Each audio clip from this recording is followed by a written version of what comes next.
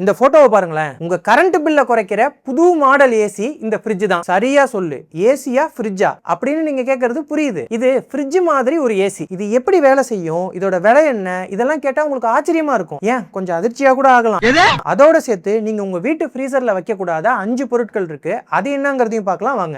பருவநிலை மாற்றத்தால எல்லா பக்கமும் பாத்தீங்கன்னா வழக்கத்துக்கு மாறா சூரியன் சுட்டெரிக்குது. அதே மாதிரி தான் ஜப்பான்லயும் கடந்த சில வருடங்களா வெயில் ரொம்ப ஜாஸ்தியா இருக்கும். இதனால ஒவ்வொரு வருஷமும் நிறைய மக்கள் ஹீட் ஸ்ட்ரோக்கால பாதிக்கப்படுறாங்களாம். குறிப்பா பாத்தீங்கன்னா கட்டுமான பணி, தொழிற்சாலைகள், இந்த மாதிரி திறந்த வெளியில கடுமையான வெயில்ல வேலை செய்யற தொழிலாளிங்க தான் அதிகமா பாதிக்கப்படுறாங்களாம். இப்படி வேலை செய்யற தொழிலாளிகளை இந்த பிரச்சனையில இருந்து காப்பாத்த தான் SBRS அப்படிங்கிற கம்பெனியும் ரஸ்கோ நகயாமா கார்ப்பரேஷன் அப்படிங்கிற கம்பெனியும் சேர்ந்து டோ ஹியோமோன் பாக்ஸ் அப்படிங்கிற ஒரு பெட்டியை உருவாக்கி இருக்காங்க. இந்த பெட்டியை சுலபமா எந்த வேலை நடக்கிற இடத்துக்கும் கொண்டு போய் வச்சிடலாமா. சுமாரா 7 அடி உயரம் இருக்கிற இந்த பெட்டியை துருப்பிடிக்காத ஸ்டெயின்லெஸ் ஸ்டீலால உருவாக்கி இருக்காங்க. இந்த பாக்ஸுக்குள்ள பாத்தீங்கன்னா ஒருத்தர் உட்கார்ற அளவுக்கு தான் இடம் இருக்கும். இது ஒரு ஃப்ரிட்ஜ் மாதிரியான ஏசி. ஏன்னா ஆல்ரெடி இந்த பாக்ஸுக்குள்ள பாத்தீங்கன்னா 15 டிகிரி செல்சியஸ் வெப்பநிலை தான் இருக்கும். அப்ப ஒருத்தர் உள்ள போய் உட்கார்ந்த உடனே 5 டிகிரி செல்சியஸ் வெப்பம் உள்ள ஜிலு ஜிலுன்னு குளிரான காத்து நேரடியா உட்கார்ந்து இருக்கிறவங்களோட தலை, கழுத்து, தோள்பட்டை, அப்புறம் முதுகு பகுதிகள் எல்லாம் வீசுமா. உடம்போட வெப்பநிலையை சீராக்க உதவுற இந்த மாதிரி இடங்கள்ல